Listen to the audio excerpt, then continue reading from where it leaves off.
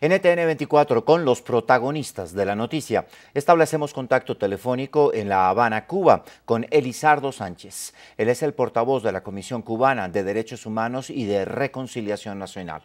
Señor Sánchez, muy buenas noches. Gracias por estar con nosotros acá en el informativo de NTN 24. Nuestra teleaudiencia en todo el continente lo acompaña. Buenas noches. Buenas noches, saludos para ustedes y para toda la teleaudiencia. Muy amable. ¿A qué atribuye usted el incremento de esta represión policial en Cuba y justamente en este último mes? Bueno, en Cuba estamos bajo un gobierno que adoptó una forma totalitaria de gobierno, o sea, el modelo totalitario soviético, ya en los años, a principios de la década del 60, y que por más de 50 años persiste en defender una forma de Estado que es la causa primera de la pobreza y la desesperanza de la inmensa mayoría de la gente. Entonces, es natural que el descontento aumente de manera incesante, día a día, que aumenten las manifestaciones de descontento, y para ello el gobierno tiene solamente represión pura y dura. Señor Sánchez, bienvenido. Buenas noches, soy Andrea Bernal. Gracias por acompañarnos. Sí. Sin embargo, en el contexto en el que usted nos está diciendo todo lo que está sucediendo en Cuba y cómo ha subido esa represión y esa presión contra los disidentes, por ejemplo, en la Unión Europea está en estos momentos tratando de cambiar la relación que hay entre Cuba y la Unión Europea justamente y replantearse esa relación, mientras que en Cuba la realidad es otra. Efectivamente, en algún momento el Papa Juan Pablo II, estando de visita en Cuba, dijo que el mundo debía abrirse a Cuba y Cuba debería abrirse al mundo. Cuando hablaba de Cuba se refería al gobierno de la isla, y es aquí que la comunidad internacional se muestra, muestra una buena disposición para relacionarse con el gobierno de Cuba, cooperar con el gobierno de Cuba, pero este gobierno prefiere seguir siendo una especie de paria internacional, no respetar los estándares internacionales en materia de derechos humanos y muchas veces ni siquiera respetar sus propias leyes nacionales.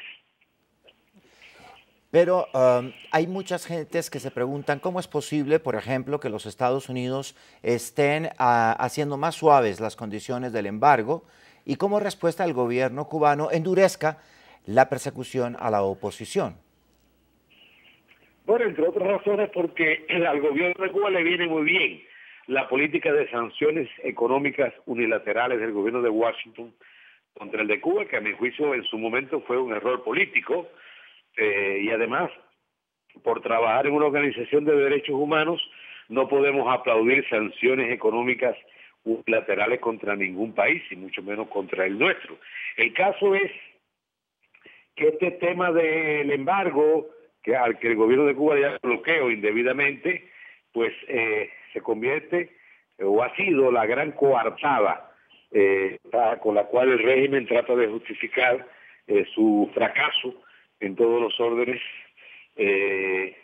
y esta situación de desesperanza que agobia a la inmensa mayoría del pueblo de Cuba, que tiene también derecho a los derechos, al igual que los chilenos, los costarricenses, los colombianos, los mexicanos, o sea, pues cualquier persona, sobre todo en nuestro continente.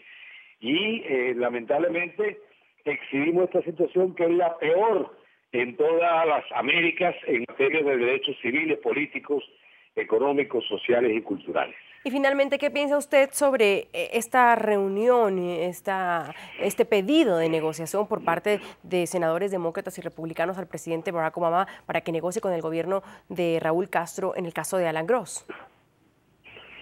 Bueno, es una respuesta, digamos, civilizada, razonable y además lógica a una situación de fuerza que ha impuesto el gobierno de Cuba al convertir a este pobre hombre, el señor Alan Gross, en una especie de rehén, porque visto técnicamente no había ningún delito específico por medio.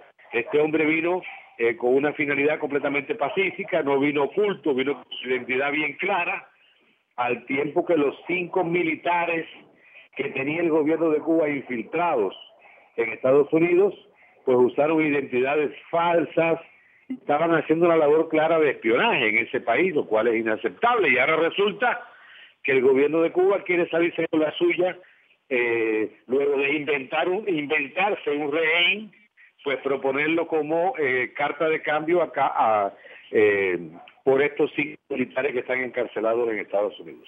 Elizardo Sánchez, portavoz de la Comisión de Derechos Humanos y Reconciliación Nacional en La Habana, Cuba.